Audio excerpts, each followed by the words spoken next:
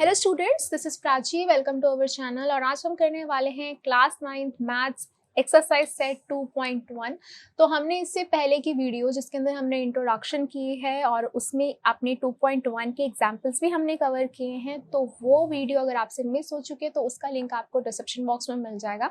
आप वहाँ पर जाकर गो थ्रू कर सकते हैं और मैं आपको सजेस्ट करूँगी प्लीज़ इसका एक बार इंट्रोडक्शन देखें और तब ही आप एक्सरसाइज करें।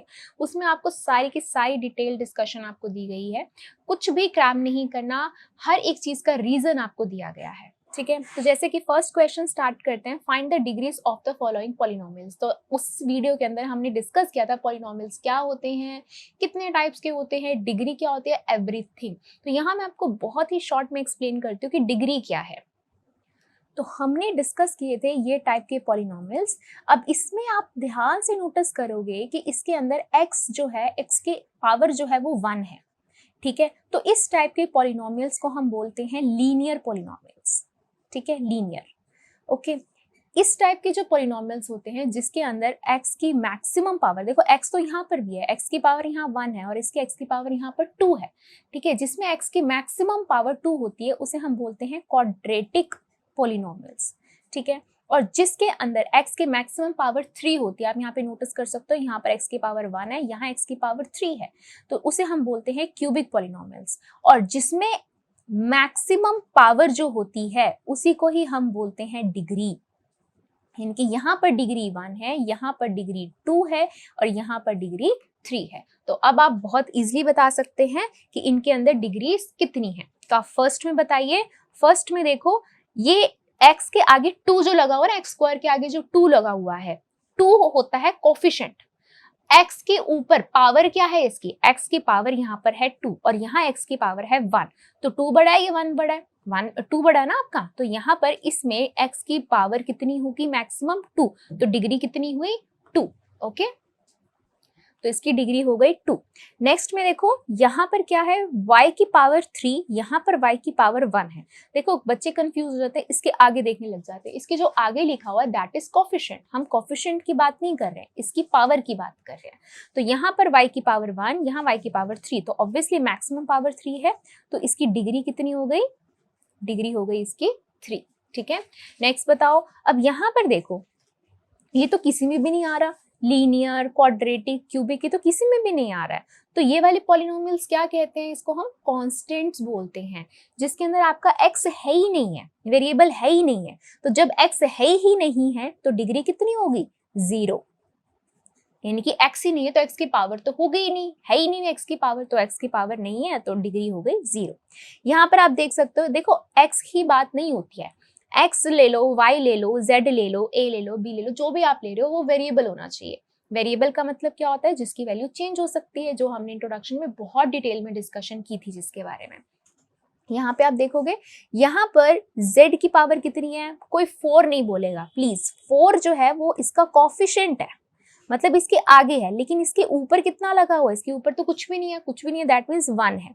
तो 1 का मतलब इसकी डिग्री कितनी हो गई, मैक्सिमम पावर हो गई इसकी 1, तो डिग्री हो गई 1। ठीक है, तो ये था इसका फर्स्ट क्वेश्चन। नेक्स्ट क्वेश्चन, अब ऐसे ही उन्होंने बोला है राइट पॉलिनोमियल्स ऑफ डिग्री 1, 2, 3। तो आप अपने अकॉर्डिंग लिख सकते हो, जैसे कि मैंने यहाँ पर अभी अभी लिखे थे, 3 एग्जाम्पल यहाँ पर दिए थे, जिसकी डिग्री यहाँ पर 1 थी, इसकी डिग्री यहाँ पर 2 थी, इसकी डिग्री यहाँ पर 3 थी। तो आप भी इस तरीके से खुद ही बनाकर यहाँ पर पॉलिनोमियल लिख सकते हैं।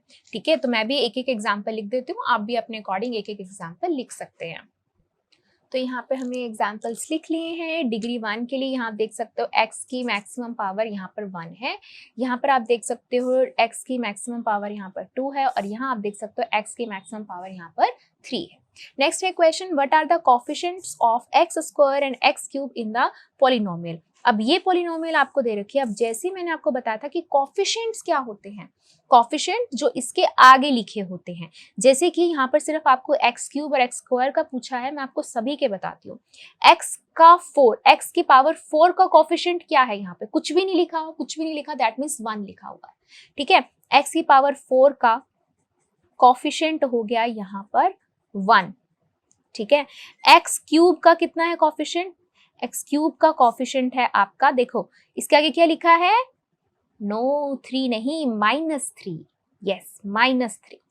ठीक है। एक्स स्क्वायर का कोफिशिएंट बताओ, एक्स स्क्वायर का कोफिशिएंट 6। अब आप कहोगे कि मैम यहाँ तो +6 आपने प्लस क्यों लिखा? देखो, जब कोई आपने चीज नहीं लिखी है ना, किसी के आगे कुछ भी नहीं लिखा, दैट मीन्स वो ऑटोमेटिकली उसका मतलब प्लस ही है। यहाँ पर 1 लिखा है, 1 के आगे कुछ नहीं है, उसका मतलब ऑटोमेटिकली यहाँ पर प्लस ही है। अगर आपने कुछ नहीं लिखा दैट मीन्स प्लस है, लेकिन माइनस को तो आपको बताना ही पड़ेगा ना। तो x का कोएफिशिएंट बताओ, x का कोएफिशिएंट, यस, अब आएगा -2। और ये 7 क्या है? This is constant. इसे हम क्या बोलते हैं? कांस्टेंट बोलते हैं।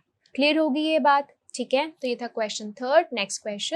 नेक्स्ट क्वेश्चन है fourth. What is the coefficient of z in the polynomial? z के क्या कोएफिशिएंट है?